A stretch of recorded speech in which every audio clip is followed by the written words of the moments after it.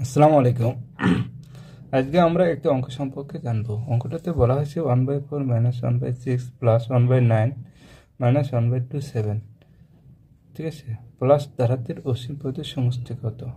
তাহলে আপনারা দেখেন S alpha is equal to 20, ঠিক আছে, 20/3 ক্ষয় হচ্ছে এস আলফা 3/20 এবং গয় হচ্ছে এস আলফা 20 আর হচ্ছে S alpha is equal to 3। তাহলে এটা সমাধান কি হবে? ঠিক আছে, এটা সমাধান কি হবে? তাহলে এখানে দেখেন যে এখানে প্রথম পদের মান হচ্ছে এ ইজ ইকুয়াল টু 1/4 আর সাধারণ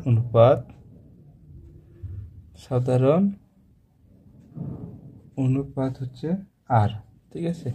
তাহলে দ্বিতীয় পদ বাই প্রথম পদ, দ্বিতীয় পদ বাই কি প্রথম পদ, ঠিক আছে।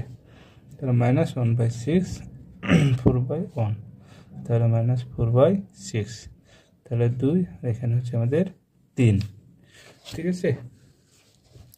তাহলে -2/3 মাইনাস কত 2/3, ঠিক আছে। তাহলে আমরা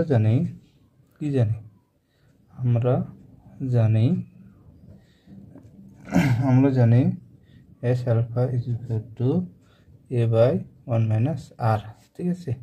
তাহলে এর মান হচ্ছে আমাদের 1/4 বাই, ঠিক আছে, 1 হচ্ছে আর হচ্ছে -2/3, ঠিক আছে।